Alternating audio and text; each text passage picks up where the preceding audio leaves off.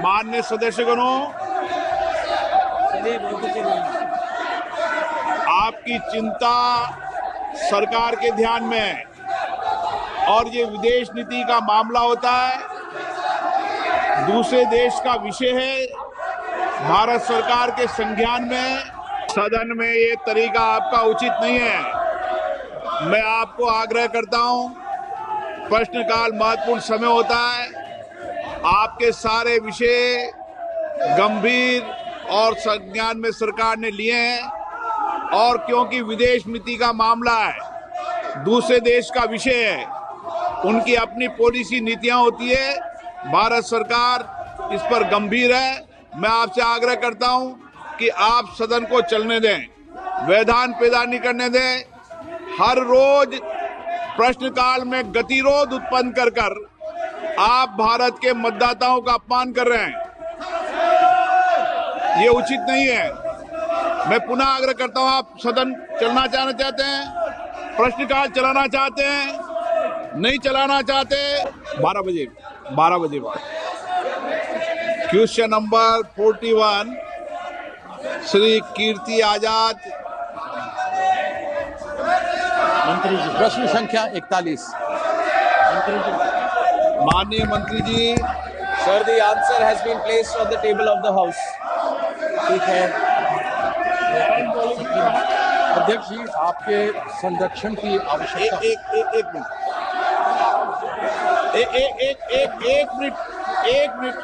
एक minute please.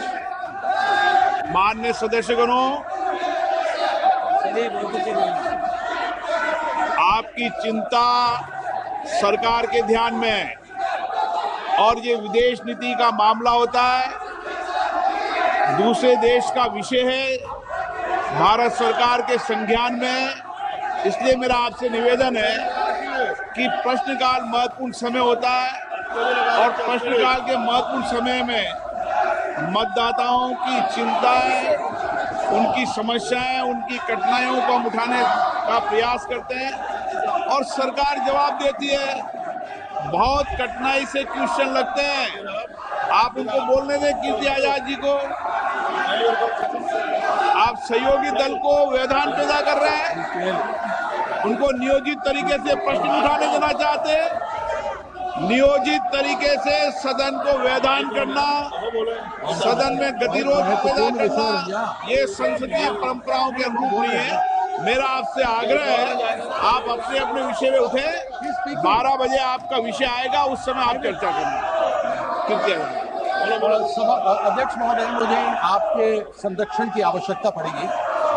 मैंने प्रश्न पूछा जो पहले भी एक बार पूछा जा चुका है पिछले सदन में। यहाँ पर जवाब 2023 में सिविल एविएशन मंत्रालय ने दिया था और अभी भी उन्होंने कहा है कि नमो ड्रोन दीदी scheme ministry of agriculture and farmers का मैं समझ में आता है। मुझे आश्चर्य है कि civil aviation, department of fertilizer और डिपार्टमेंट ऑफ एग्रीकल्चर में आपसी विरोधाभास है। यदि बिंदु 3.35 स्टैंडिंग कमेटी की रिपोर्ट की आप देखें, इस केमिकल एंड फर्टिलाइजर की, उसमें लिखा हुआ है, and I quote, distribution of 10 drones per village in more than 6 lakh villages is dealt in the Ministry of Civil Aviation. The scheme is not related to Department of Fertilizer. मैं मंत्री जी से ये जानना चाहता हूं कि क्या agriculture ministry, department of fertilizer, department of civilization में नमो ड्रोन दीदी का आपसी कोई तालमेल है ही नहीं, यह केवल एक जुमले के रूप में रह गया है? इसका जवाब देंगे मंत्री जी? Sir, the Namo Drone Didi program is a flagship program which was envisioned by the Honorable Prime Minister Narendra Modi ji for financial inclusion and especially the empowerment of women. And I am very happy to share that this has really improved the earning of the women, in which we have done this thing also, sir. And regarding which ministry does it come under? This is the parent department is Department of Fertilizer, which is dealing with this drones distribution, sir. The scheme actually comes under the Department of Fertilizers, which is trying to give the 80% subsidy to the women self-help groups. And the whole number of drones that need to be distributed is up to 15,000 drones. And we have done up to 500. And why we are trying to see how the remaining 14,500 will be done is through indigenization. We want to promote more indigenization of drones. So this is a collective effort. Ministry of Civil Aviation, Ministry of Agriculture, Department of Fertilizer. Collectively, we want to see and promote the utilization of drones in agriculture because we see a direct impact, especially in the earnings that the usage of drones can give to the owner of the drone, and also the impact it can have in the agricultural production and the reduction of the fertilizer or pesticides that get used in agriculture, sir. And the figure of distributing these 10 drones, this has come up in a discussion between these ministries when we were trying to promote. To look at the potential itself, what will be the potential? We have come up with the aspirational figure that we can have at least 10 drones per village. And initially through the Namo Drone Didi program, we are doing 15,000 drones. Distribution 500 have been done, and in the remaining time period, stipulated time for the Drone Didi in those 3 years, we are going to see that the remaining 14,500 drones are also going to be distributed. Supplementary. Sir देखिए, विरोधाभास आ गया। मैंने कहा मुझे आपके संरक्षण की आवश्यकता है। 3.33 स्टैंडिंग कमेटी की जो रिपोर्ट है उसमें लिखा हुआ है, and I quote, distribution of 10 drones per village is more than 6 lakh villages is being dealt in Ministry of Civil Aviation. This scheme is not related to Department of Fertilizer. अभी मंत्री जी ने कहा कि डिपार्टमेंट ऑफ फर्टिलाइजर का है, लेकिन ये standing committee की रिपोर्ट है जो बोलती है कि नहीं है। तो मैं ये जानना चाहता हूं कि ये स्कीम है तो किसका है। लेकिन इस पर आगे बढ़ते हुए मेरा प्रश्न है कि मंत्रालय ने माना है, क्या यह सच नहीं है कि मंत्रालय ने माना है कि 6.6 लाख गांव के अंदर ड्रोन देने हैं, और यदि एक गांव में 10 ट्रैक्टर हैं तो 10 ड्रोन, यानी 6.6 लाख गांव के अंदर 66 लाख ड्रोन की आवश्यकता है जो मंत्री जी ने माना इनको प्रोवाइड करना है। तो मैं ये जानना चाहता हूं, क्या 15,000 ड्रोन क्या पूरे हो जाएंगे देश के लिए? क्या ये सफिशिएंट है? धीरे धीरे होंगे माननीय मंत्री। नहीं, मैं इसको सर कंप्लीट कर लूं। सर इसको कंप्लीट कर लूं। एक minute, nano fertilizer. Sir, drones का इस्तेमाल हम बहुत ज्यादा कर सकते हैं इस देश में। There is a lot of potential for the utilization of drones, and not just in agriculture.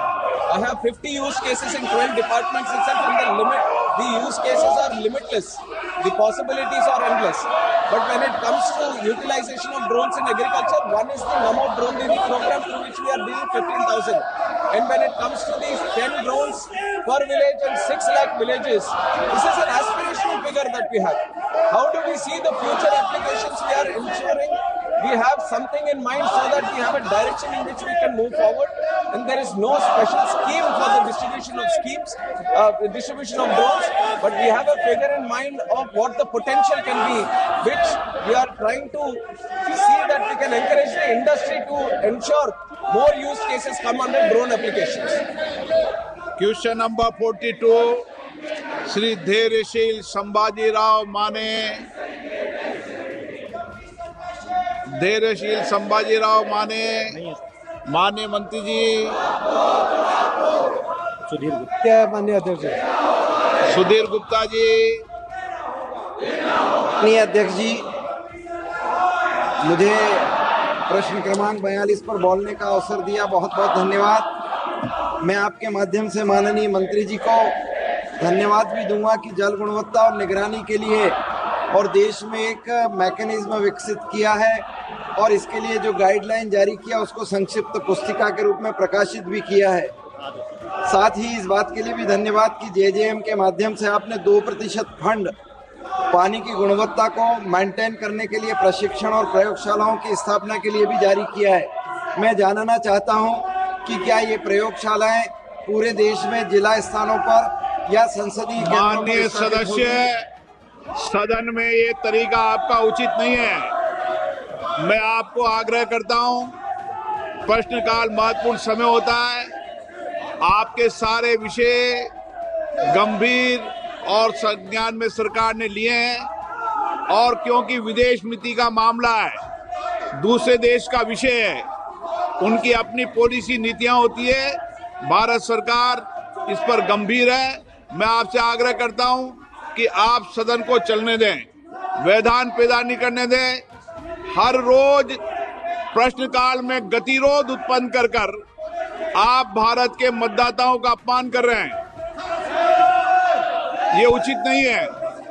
मैं पुनः आग्रह करता हूं, आप सदन चलना चाहते हैं, प्रश्नकाल चलाना चाहते हैं, नहीं चलाना चाहते, प्रश्नकाल नहीं चलाना चाहते, सदन की कार्रवाई आज 12 बजे तक के लिए स्थगित की जाती है।